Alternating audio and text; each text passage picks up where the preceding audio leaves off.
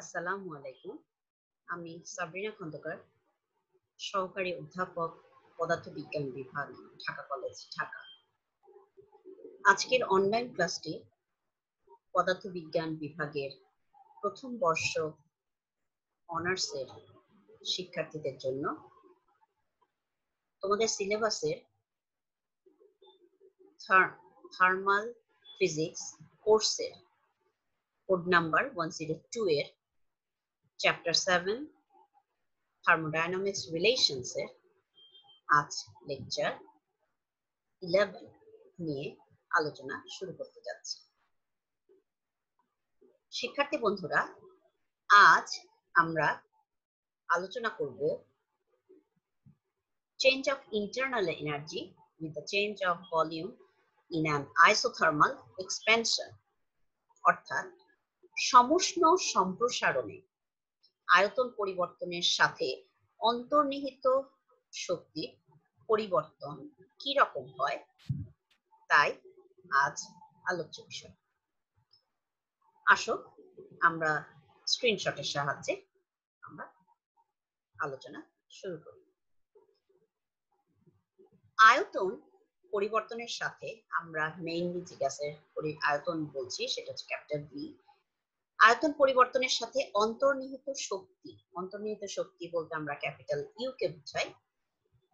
এই শক্তির পরিবর্তন ম্যাক্সওয়েলের তাপগতীয় দ্বিতীয় সম্পর্কেরই একটা প্রয়োগ।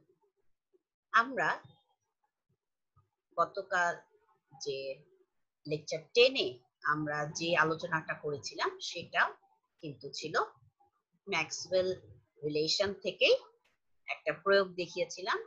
ম্যাক্সওয়েল রিলেশনের সাহায্যে একটা প্রয়োগ, সেটা হচ্ছে CP minus CV equals to R. আজ আমরা দেখাবো আরেকটি প্রয়োগ।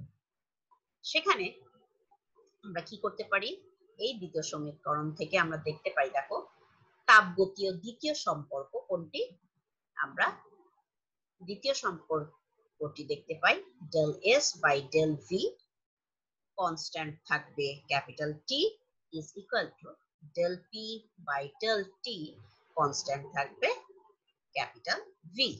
তাহলে আমাদের কি হচ্ছে, সেই দ্বিতীয় সম্পর্ক থেকে আমরা পাই এই সমীকরণটি। এই সমীকরণটির এখন দেখো উভয় পক্ষকে আমরা কি করব, টি দিয়ে গুণ করে দিব। ক্যাপিটাল টি টেম্পারেচার দিয়ে আমরা গুণ করব। ক্যাপিটাল টি দিয়ে টেম্পারেচার যখন আমি উভয় পক্ষকে গুণ করছি তখন আসছে কি T into del S by del V, constant কে থাকলো টি ইজ ইকুয়াল টু, যেহেতু আমি টি দিয়ে গুণ করব এই জন্য থাকলো capital T into del P by del T, constant থাকলো ভি।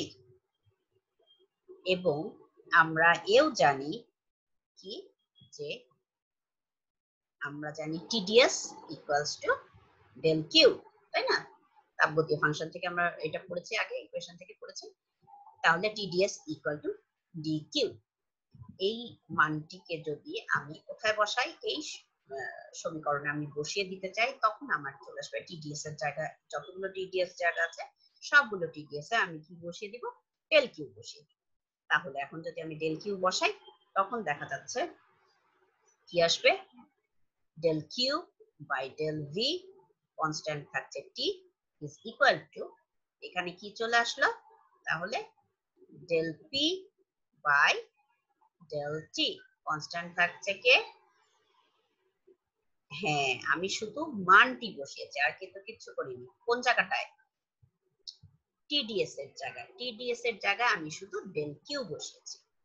টিডিএস এর জায়গায় আমি ডেল কিউ বসালাম, ডিভাইডেড বাই ডেল ভি থাকলো, কনস্ট্যান্ট থাকলো T is equal to, right hand একদম সেম থেকে গেল, সেটা হচ্ছে capital T into del P by del T, কে কনস্ট্যান্ট থাকবে ক্যাপিটাল ভি, এই জন্য তাকে সাফিক্স হিসেবে ডান দিকে বাইরে রেখেছি। তাহলে আমি এইখানে কোন সমীকরণটা ইউজ করেছি, আমি তাপগতীয় সমীকরণটি একটা ইউজ করেছি, এবং আমি শুরুতেই আমি যেটা আনলাম ম্যাক্সওয়েলের সেকেন্ড রিলেশনটা ইউজ করলাম। সেই সমীকরণের সেকেন্ড রিলেশন সমীকরণে আমি উভয় পক্ষকে ক্যাপিটাল টি দিয়ে গুণ করে সেখানে শুধু আমি কি করলাম, টিডিএস এর মান ডিকিউ বসালাম। বসালে আমি এই সমীকরণটুকু পেলাম। তারপর এখন আমরা যাব আমরা তাপগতীয় আরেকটি সমীকরণ জানি। সেটা কি জানি? যে del Q is equal to del U plus P DV. তোমরা যখন তাপগতীয় সমীকরণগুলো পড়েছো তখন এটি তোমাদের জানা। আমরা প্রথম বর্ষ অনার্সে এটি পড়েছি। তাহলে সেখান থেকে আমি del Q is equal to del U plus P DV এই মানটি আমি কোথায় বসিয়ে দিলাম? উপরের সমীকরণে ডেল কিউ এর জায়গায় বসাবো। যখন আমি বসাচ্ছি তখন আমি কি পেলাম?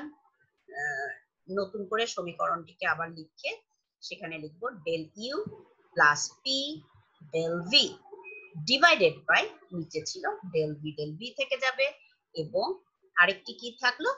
বাইরে কনস্ট্যান্ট থাকলো T is equal to right hand side same থাকবে, যেমন কি থাকবে? Capital T into del P by del T, suffix থাকবে বাইরে ভি, কনস্ট্যান্ট দেখে, তাই তো?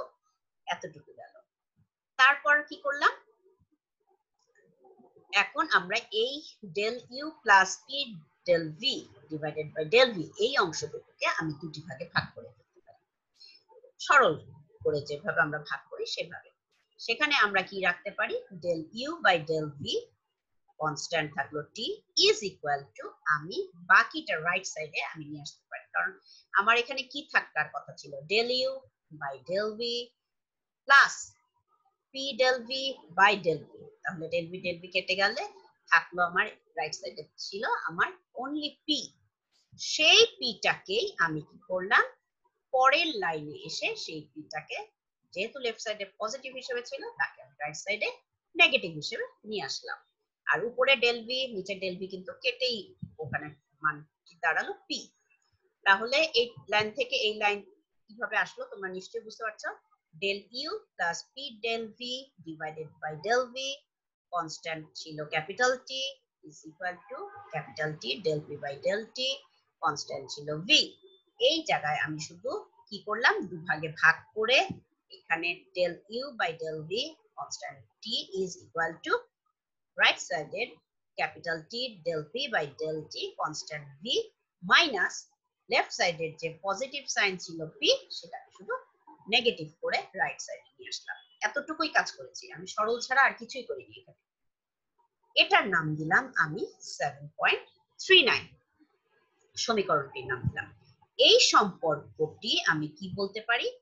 সমষ্ণ প্রক্রিয়া, মানে আইসোথার্মাল প্রসেসে আমার আয়তন পরিবর্তনের সাথে সাথে অন্তর্নিহিত শক্তির পরিবর্তন। দেখো এখান থেকে তুমি সমীকরণ থেকে দেখে ফেলতে পারছো যে অন্তর্নিহিত শক্তি ইউ কার সাপেক্ষে চেঞ্জ হয়েছে? সে আয়তনের সাপেক্ষে সে চেঞ্জ হয়েছে, এবং এখানে কনস্ট্যান্ট কি ছিল?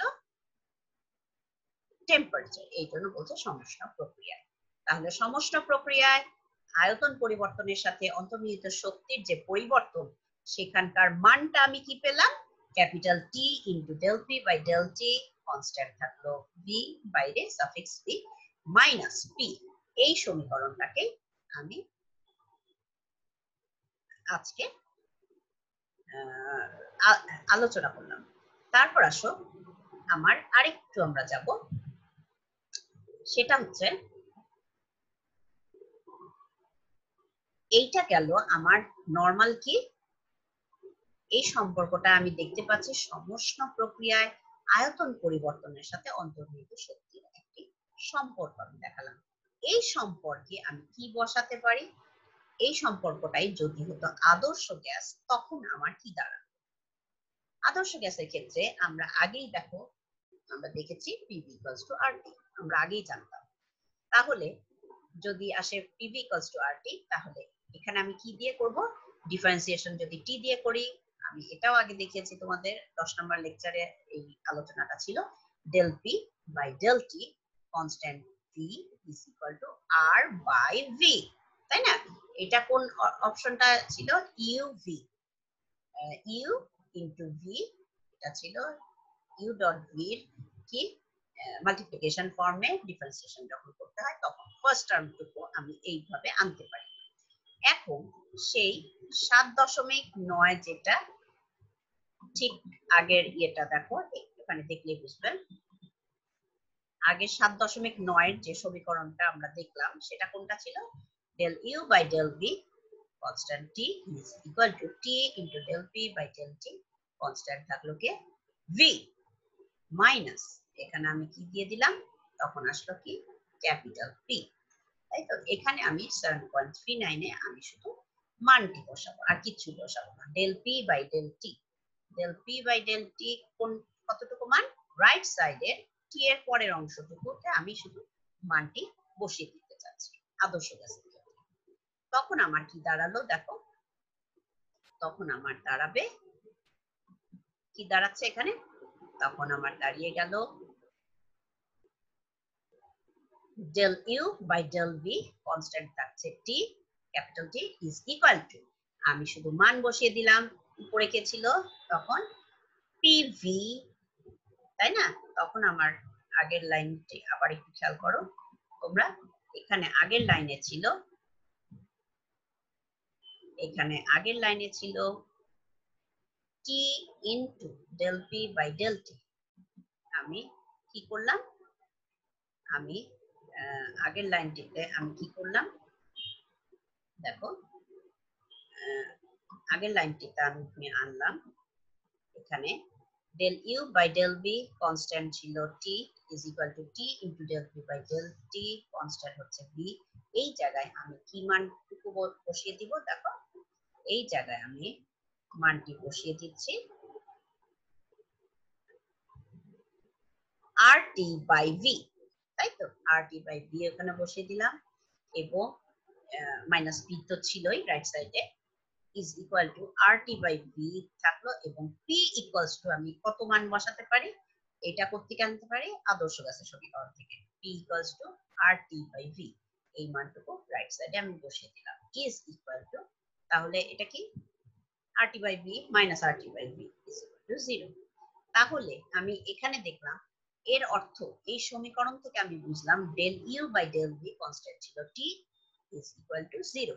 তার মানে কি কোনোই পরিবর্তন হয়নি, এর অর্থ এই যে সমষ্ণ আয়তন, তার মানে কি সমষ্ণ আমার তাপমাত্রায় t যেখানে কনস্ট্যান্ট ছিল সেখানে আয়তন পরিবর্তন যেটা হলো আদর্শ গ্যাসের অন্তর্নিহিত শক্তি যেটা ইউ, সেই শক্তির কোনোই পরিবর্তন হয় না যেহেতু মান এসছে 0। এটাকে আমরা কিসের সূত্র বলি? এটাকে আমরা জুলের সূত্র বলি। এটা একটু খেয়াল রাখবে, এই সমীকরণটাকে আমি কি বলছি যে সমষ্ণ আয়তন পরিবর্তনে, তাই না, সমষ্ণ তাপমাত্রায় আয়তন পরিবর্তনে আদর্শ গ্যাসের যে অন্তর্নিহিত আমার শক্তি তার কোনোই পরিবর্তন হয় না, এটাকে আমরা কি বলছি? জুলস ল বলি। এটা গেল আমার কি কিসের ক্ষেত্রে? আদর্শ গ্যাসের ক্ষেত্রে। আমরা আরেকটু আরেকভাবে আলোচনা করতে চাই, সেটা হচ্ছে ভ্যান ডার ওয়ালস গ্যাসের ক্ষেত্রে কি দাঁড়ায়, তখন সমীকরণটি কি দাঁড়াবে। ভ্যান ডার ওয়ালস এর ক্ষেত্রে একটু দেখো, খেয়াল করো, ভ্যান ডার ওয়ালস এর ক্ষেত্রে আমার আসবে যেসব গ্যাস ভ্যান ডার ওয়ালস সমীকরণ মেনে চলে এরূপ গ্যাসের ক্ষেত্রে সেই উপরের সমীকরণটি কেমন আসবে, আয়তন পরিবর্তন, যে অন্তর্নিহিত শক্তি পরিবর্তনটি কি রূপ হবে। আমরা প্রথম বর্ষ অনার্সেই তোমরা পড়েছো যে ভ্যান ডার ওয়ালস যে ইকুয়েশন বলতে আমরা কোনটা কি বুঝি? হ্যাঁ, যে capital P plus A by V square into V minus P is equal to RT, এই অংশটুকুকে আমরা কি বলি? ভ্যান ডার ওয়ালস এর ইকুয়েশন বলি। ভ্যান ডার ওয়ালস একজন বিজ্ঞানী এবং উনি দেখিয়েছেন চাপ এবং আয়তনের মধ্যে যে সম্পর্ক, তাই না? এবং ভ্যান ডার ওয়ালস ইকুয়েশন থেকে আমি এই জায়গায় P ইকুয়ালস টু আমি কি করতে পারি দেখো, capital P is equal two পুরোটাই বাকিটুকু আমি রাইট সাইডে নিয়ে আসতে পারি। রাইট সাইডে কি থাকবে? RT ডিভাইডেড বাই হয়ে যাবে V minus P minus A by V square. Just আমি P কে লেফট সাইডে রেখে বাকি অংশটুকুকে, সেকেন্ড টার্মটুকুকে আমি কি করে ফেললাম? রাইট সাইডে চেঞ্জ করে দিলাম, সরল করলাম, আর কিছুই চেঞ্জ করিনি। এরপর আমি কি করব?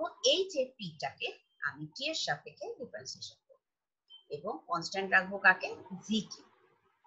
কনস্ট্যান্ট রাখলে আসে del P del P by del T, del P by del T constant রাখলাম V is equal to এখানে কি T এর সাপেক্ষে করলে আমার কতটুকু বাকি থাকবে? হ্যাঁ, তার সাথে সম্পর্কযুক্ত যতটুকু আমার কি ধ্রুবক আর বাই V মাইনাস B, এতটুকু অংশ আমার কি থাকবে? কনস্ট্যান্ট মানটুকু বসে যাবে, এই তো।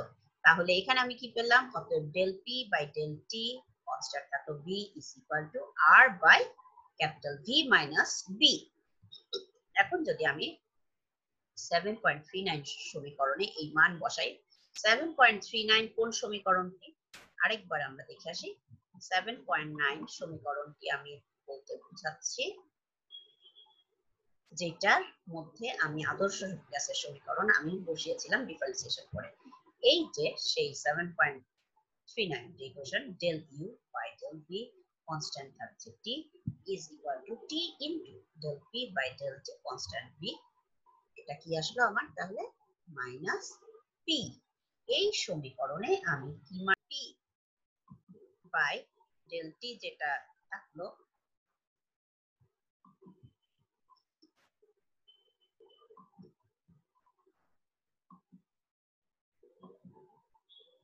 del P by del T যেটা আমার থাকলো, সেখান থেকে আমি কি করতে পারলাম?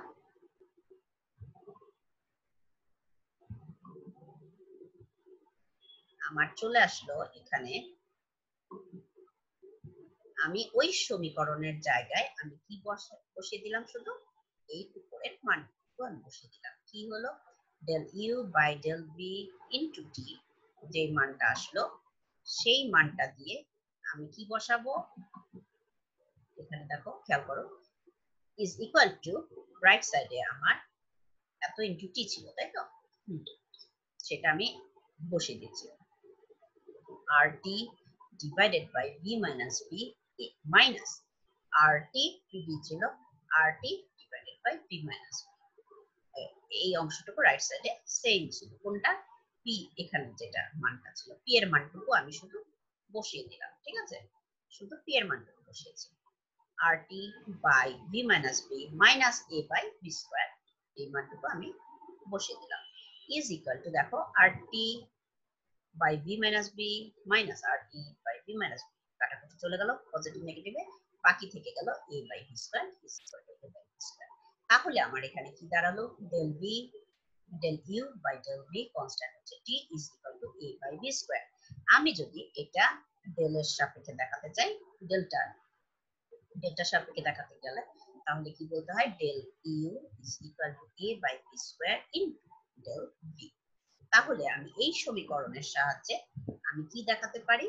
তাহলে এখানে বুঝাতে পারি, এই সমীকরণ দ্বারা এটি বোঝায় যে স্থির উষ্ণতায় যখন আমি কি চাচ্ছিলাম?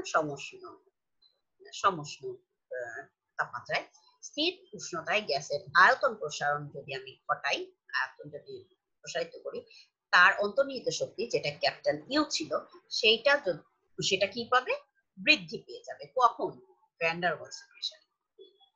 ভ্যান ডার ওয়ালস মেনে চলে যেসব গ্যাস, সেই সব গ্যাসের ক্ষেত্রে সেটি বেড়ে যাবে অন্তর্নিহিত শক্তিটি। আয়তন সম্প্রসারিত হওয়ার ফলে গ্যাসের অণুগুলো আন্তঃআণবিক শক্তির বিপক্ষে পরস্পর হতে অধিক দূরে সরে যায়, তাই তো?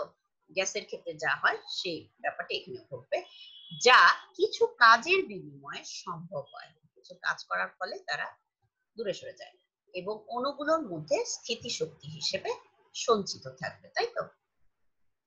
তাহলে আজকের আমাদের যে আলোচনাটা ছিল, সেই আলোচনার মধ্যে আমরা আলাপ করলাম যে কিভাবে আমরা ম্যাক্সওয়েলের সেকেন্ড ইকুয়েশন দিয়ে আমি তার প্রয়োগটা দেখালাম। কোথায়? এমন একটি জায়গায় প্রয়োগ দেখালাম, সেটা হচ্ছে সমষ্ণ সম্প্রসারণে আয়তন পরিবর্তনের সাথে আমি অন্তর্নিহিত শক্তি কিভাবে পরিবর্তিত হয় সেটি আমি ম্যাক্সওয়েলের রিলেশন দিয়ে আমি দেখাতে পারি। সেখানে আমি দুভাগে দেখিয়েছি, একটি হচ্ছে আদর্শ গ্যাসের ক্ষেত্রে কি হয়েছে, আরেকটি দেখিয়েছিলাম ভ্যান ডার ওয়ালস গ্যাসের ক্ষেত্রে কি হয়েছে। তাহলে শিক্ষার্থী বন্ধুরা, তোমরা তোমাদের সিলেবাসে যেখানে ছিল এখানে internal energy equation for ideal gas and van der Waals gas, তারই আজকে আমরা প্রতিপাদন করে দেখালাম। তাহলে আশা রাখি তোমরা শিক্ষার্থী বন্ধুরা আজকের আলোচনাটি তোমরা খুব ভালোভাবে শুনেছ এবং বাসায় এটি খুব ভালো করে প্র্যাকটিস করবে। এগুলো হচ্ছে সবগুলোই হচ্ছে কি ম্যাক্সওয়েল রিলেশনের যে চারটা রিলেশন তাদেরই বিভিন্ন অ্যাপ্লিকেশন ফর্ম, কোথায় কোথায় আমরা অ্যাপ্লাই করতে পারি এবং সেই ইকুয়েশন দিয়ে আমরা কি বের করতে পারি, কোথায় কাজে লাগাতে পারি, সেগুলিরই একটা একটা করে আমরা প্রয়োগ শিখে যাচ্ছি। এবং এগুলো খুবই ইম্পর্টেন্ট, এগুলো পরীক্ষায় আসে এবং যদি তুমি ঠিকমতো প্র্যাকটিস না করো তাহলে কিন্তু তোমরা শিখতে পারবে না। যার জন্য খুব মনোযোগের সাথে বারবার পড়াশোনা করে এটা প্র্যাকটিস করে তাহলেই এটা ভালো করে তোমরা পরীক্ষার খাতায় লিখতে পারবে এবং সেভাবেই তোমরা তোমাদের পড়াশোনাটা চালিয়ে যাবে। আশা রাখি তোমরা সবাই সুস্থ থাকবে ইনশাল্লাহ এবং সবার সুস্বাস্থ্য কামনা করে আজ আমি এখানেই শেষ করছি। আসসালামু আলাইকুম ওয়া রাহমাতুল্লাহি